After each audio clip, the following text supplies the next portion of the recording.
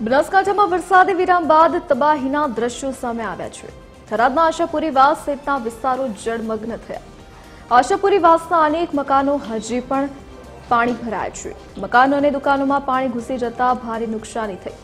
થરાદના અંતરિયાળ ગામડાઓમાં ટીવી 13 ગુજરાતી પહોંચ્યું।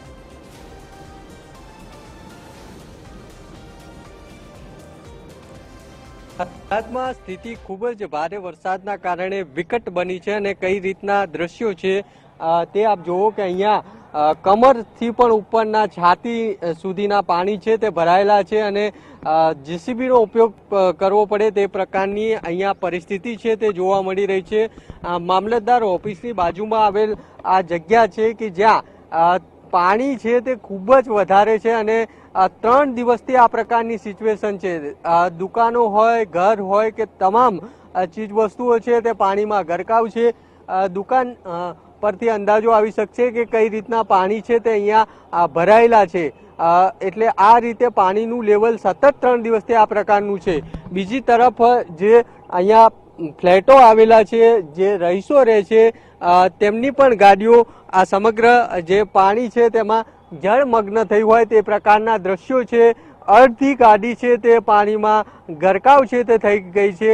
આ જે ફ્લેટ આવેલા છે તે ફ્લેટમાં લગભગ 50 જેટલા લોકો રહે છે ને સતત 3 દિવસથી કોઈ પણ પ્રકારની તેમને સહાયતા ન મળી હોવાની પણ જે વાત છે તે સામે આવી છે। એટલે 3 દિવસથી આ ફ્લેટના લોકો છે સતત ઘરમાં પુરાઈ રહ્યા હોય તે પ્રકારની પરિસ્થિતિ છે અને ફ્લેટના પાર્કિંગમાં પણ કયા પ્રકારનું પાણી છે તે તમે દ્રશ્યો છે તેના પરથી અંદાજો લગાવી શકશો કે ફ્લેટના પાર્કિંગમાં પણ કમરથી ઉપરના પાણી છે તે ભરાયેલા છે।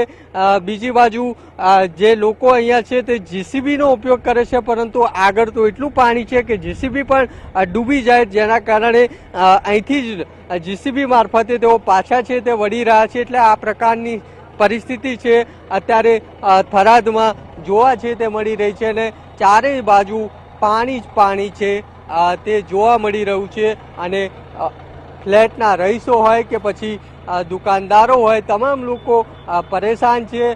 ફ્લેટના રહીશો છે 50 જેટલા લોકો છે તે સતત 3 દિવસથી કોઈ પણ પ્રકારની સહાયતા વગર અહીંયા ઝઝૂમી રહ્યા છે અને પાણીની વચ્ચે જીવન ગુજારવા મજબૂર બન્યા છે। કેમેરામેન તુષાર પરમાર સાથે મૌલિક ઉપાધ્યાય, ટીવી 13 ગુજરાતી, બનાસકાંઠા। તો થરાદમાં પાણી ભરાવાની પરિસ્થિતિ સર્જાઈ છે। ફ્લેટોમાં પાણી ઘૂસ્યા છે, વાહનો પણ અડધા ડૂબી ગયા હોય તે પ્રકારના દ્રશ્યો અહીંયા થરાદથી સામે આવ્યા છે। લોકોના કમરસમાં પાણી ભરાતા લોકોને હાલાકી પડી રહી છે। લોકોનું બહાર નીકળવું મુશ્કેલ બની ગયું છે, જનજીવન પ્રભાવિત થયું છે। તો બનાસકાંઠામાં અત્યારે ભારે વરસાદની પરિસ્થિતિ છે, ત્યારે થરાદ જળબંબાકાર થયું છે। પરિસ્થિતિ વધુને વધુ વણસી છે, સતત પાણી ભરાયા છે।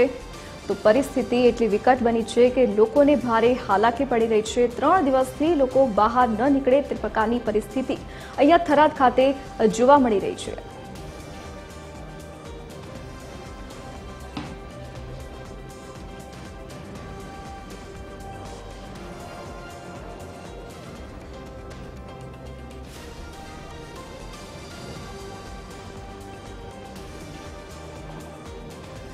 બનાસકાંઠા જિલ્લામાં ભારે વરસાદે તારાજી સર્જી। ભારે વરસાદ બાદ બનાસકાંઠા પર સરકારની સીધી નજર છે। જિલ્લામાં 16 થી 17 ઇંચ વરસાદ પડ્યો છે। ઋષિકેશ પટેલે નિવેદન આપ્યું છે। તેમણે કહ્યું કે વિધાનસભા અધ્યક્ષે અસરગ્રસ્ત વિસ્તારોની મુલાકાત લીધી છે, પરિસ્થિતિ પર બેઠક કરી છે। સ્થિતિને ધ્યાનમાં રાખતા અધિકારીઓ સાથે બેઠક કરી સ્થાનિકો માટે રાજ્ય સરકાર કામગીરી કરી રહ્યા હોવાની વાત પણ ઋષિકેશ પટેલે કરી છે। બનાસકાંઠા સહિત થરાદમાં ભારે વરસાદ વરસ્યો અને તેના કારણે અનેક મકાનો છે તે પણ જળમગ્ન થયા હતા। જે ઘરવખરી છે તેને પણ નુકસાન છે તે પહોંચ્યું છે। થરાદના જે આ દ્રશ્યો છે આપ જોઈ શકો છો કે થરાદમાં આ પ્રકારની પરિસ્થિતિ છે અને તેના કારણે સતત 4 દિવસથી પાણી છે આ રીતે ઘરોમાં પણ ભરાયા છે અને તેના કારણે ઘર વખરી છે જે અલગ અલગ જોઈ શકાય છે કઈ રીતે ઘર વખરી છે તેને નુકસાન છે તે પહોંચ્યું છે તે પછી પાણીનો જગ હોય કે પછી અલગ અલગ જે ઘરકામ માટેના જે સાધનો હોય તેને પણ નુકસાન પહોંચ્યું છે. કુલર છે તે પણ હવે સંપૂર્ણ પાણી ભરાવાના કારણે નુકસાની થયું હોય તે પ્રકારના દ્રશ્યો છે તે જોવા મળી રહ્યા છે. તમામ જગ્યાએ પાણી જ પાણી છે તે જોવા મળી રહ્યું છે. આ રીતની જે તારાજીના દ્રશ્યો દેખાઈ રહ્યા છે થરાદમાં અને કઈ રીતે તમામ ઘરવખરીની જે વસ્તુઓ છે તે પછી કુકર અથવા તો જે જમવાનું બનાવવા માટે જે સાધનો ઉપયોગમાં લેવામાં આવે છે તે તમામ પાણીમાં ગરકાવ થયા હોય તે પ્રકારના દ્રશ્યો છે તે જોવા મળી રહ્યા છે. અંદર પણ પાણી છે તે ભરાયું હતું પરંતુ અત્યારે પાણી ઉતર્યું છે પરંતુ અંદર પણ તમામ વસ્તુ છે તેને નુકસાન પહોંચ્યું હોય તે પ્રકારના દ્રશ્યો છે તે જોઈ શકો છો.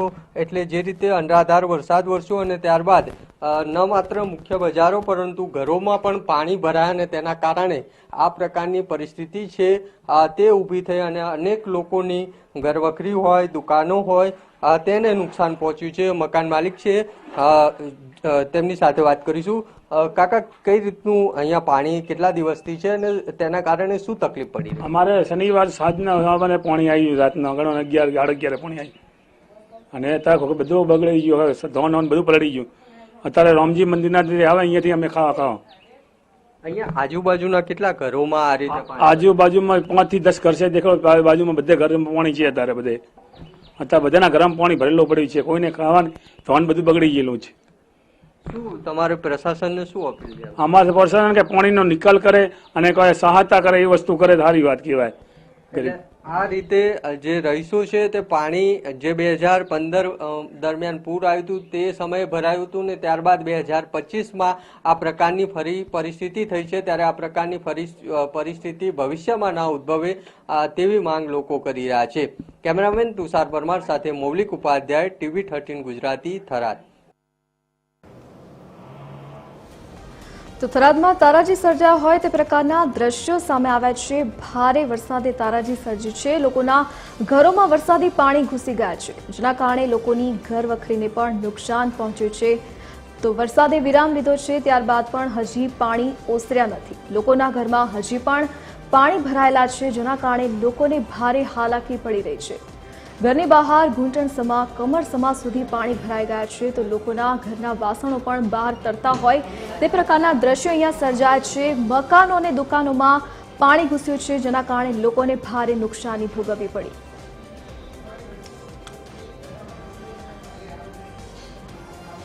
બનાસકાંઠાના થરાદમાં ભારે વરસાદથી જળ કરફ્યુની સ્થિતિ સર્જાઈ છે. 16 ઇંચ વરસાદ બાદ બનાસકાંઠા જિલ્લાની સ્થિતિ કફોડી બની છે. વિધાનસભા અધ્યક્ષ શંકર ચૌધરીએ થરાદની મુલાકાત લીધી. ભારે વરસાદ બાદ થરાદની સ્થિતિનો તાગ મેળવ્યો. TV 13 ગુજરાતીએ શંકર ચૌધરી સાથે ખાસ વાતચીત કરી.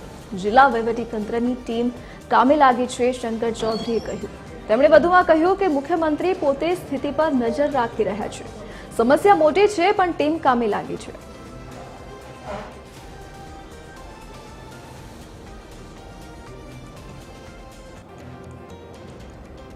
જિલ્લા વહીવટીતંત્રની પૂરી ટીમ અને રાજ્ય સરકાર માન્ય મુખ્યમંત્રી શ્રી પોતે પણ ધ્યાન રાખી રહ્યા છે અને પૂરી ટીમ કામે લાગી છે.